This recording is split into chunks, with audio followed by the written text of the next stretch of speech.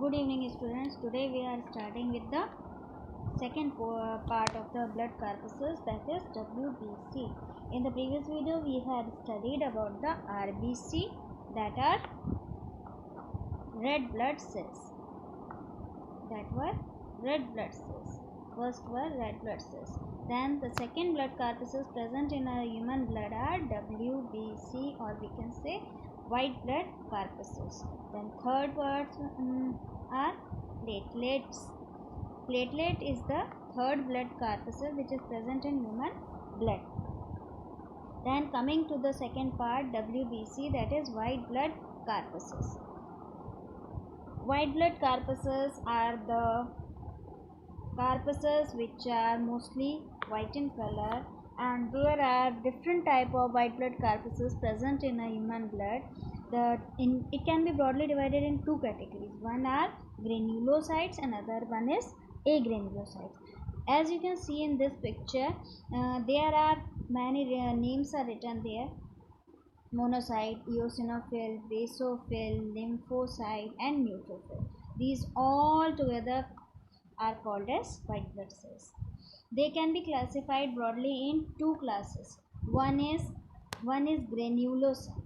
Granulocyte, as you can assume from its name only, granulocyte means granule.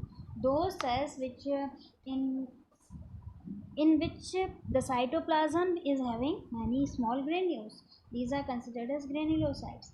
And the second category is agranulocyte. Agranulocyte is just opposite to that of granulocyte. These are the cells in which the cytoplasm is lacking granules in it. Okay, so monocyte, eosinophil, these all can be categorized broadly in only two categories. Now coming back to their number, as compared to RBC, they are fewer in number but bigger in size than RBC. They are the colorless, irregular shaped cells with a well developed distinct nucleus. As compared to RBC, they are having a distinct nucleus. As we had studied earlier, in the RBC there is no nucleus. Okay.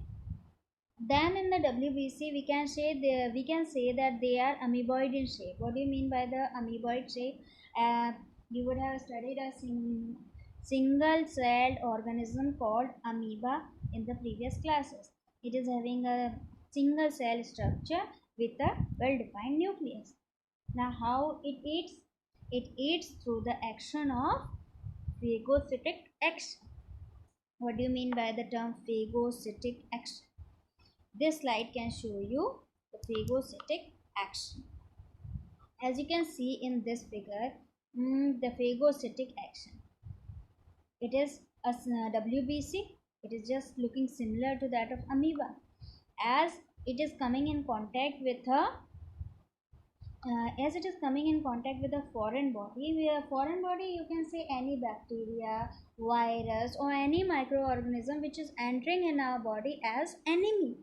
And what are WBC? WBC are the soldiers of the human blood.